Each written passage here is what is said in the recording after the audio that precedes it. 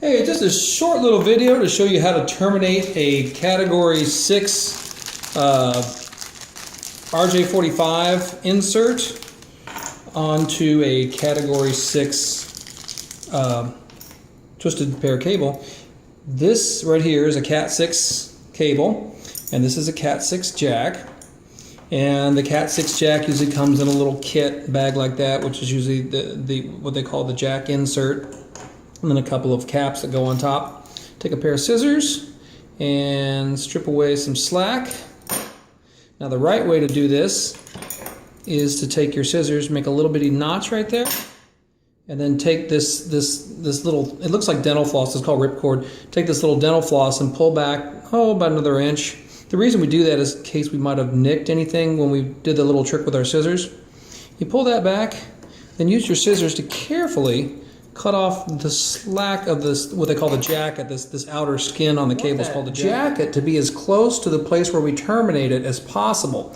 What we don't want is for our cables to be connected this way and then to have this extra, exposed twisted wire hanging out like that. We want to get it up as close as possible. We also don't want to untwist these wires any more than we absolutely have to. Now, on most of these jacks will usually be a little color code on the side. And I don't know if the camera can focus well enough, but what this is you've got blue on this side and brown on this side. So the blue is the blue is punctuated with white stripes here, and the brown has brown and white stripes there.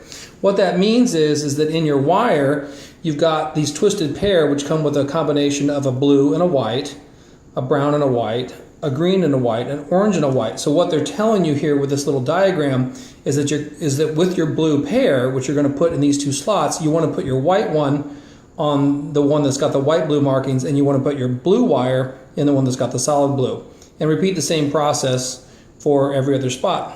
So I'm going to get started by taking the wire and figuring out about where I want it to be, and then beginning to put them in the basic areas where I'm going to need them. Basically just kind of doing a little pre-staging here.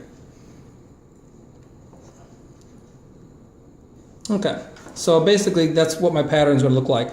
Now on the other side, it might seem a little confusing because there's like an orange and a green, and they're on opposite sides, top and bottom, and you're like, well, why is it like that? Well, you can't see it, but on the very top there's a little A in between the orange and the green, and then on the bottom there's a little B between the orange and the green. What that's saying is that if you terminate the wires matching the top way, you'll have what's known as a 568A termination, and if you terminate them on the way they match on the bottom, then you'll have a B termination. Generally, most of the time you want a B termination. Whatever you do, you want your jack to match the other end. So if your other end is a patch panel, if your patch panel has a B-style termination, you want B-style on your jack, okay? Generally, if in doubt, use B. A is less common. All right, so I'm going to take these wires and I'm going to untwist them just enough to get them in the slots the way I need them to go. Because the trick is to not have to untwist these wires too much. The more that you untwist them, in other words, the more that the wire is untwisted between the time it leaves the jacket until the time it ends up in that jack, is more likely that noise and interference can get in. Now, if you're new at this, don't get too stressed out about that. If you've got, a half an inch of untwisted wire between here and the jacket, it's still going to work, okay? It's still going to work just fine. This is just kind of me being a perfectionist. They make this stuff designed to handle 1 gig networks, the Cat6 with the Cat6 jacks. I find, though, that most of the time, many people are still running 100-bit networks. And moreover, even when the cable doesn't quite meet the muster for Cat6, in other words, when I test it, and it doesn't come up as a Cat6, but rather comes up as a Cat5, it still handles the 1 gig with no problem. All right, so don't get too stressed out about the twisty thing. Okay, so that's kind of what it should look like when right before you're ready to cut. All right.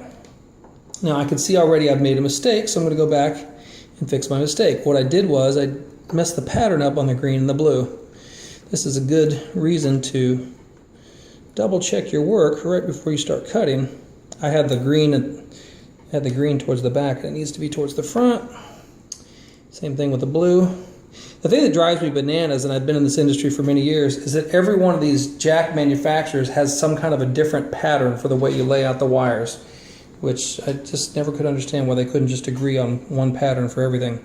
Okay, next I need my punch down tool with the 66 cut blade. This is the blade that goes inside here, all right? The 66 cut blade.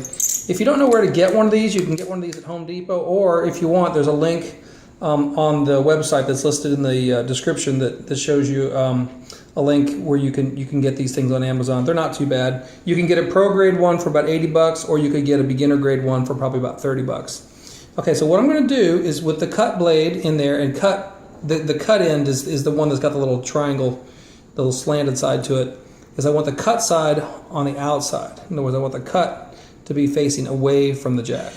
As I'm going to go down on each one of these slots, I'm going to push in this little blade on top of each one of these, and what it does is it uses a spring-loaded bounce effect it's called an impact, is a spring-loaded impact to drive the wire down deep inside that groove where it gets pressed in between two little metal teeth, which then make the connection. Simultaneously, that cut blade is cutting off the end of the wire that we don't need. With that.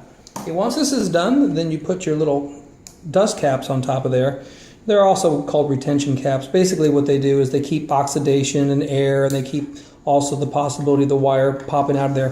But anyway, that's what it should look like when it's done. And again, ideally we want the skin or the jacket of the cable coming all the way up to the very end of the, right before it goes in and gets terminated. We don't want exposed wire back here. Okay, so that is a Category 6 RJ45 terminated to a Category 6 cable. Thanks for watching.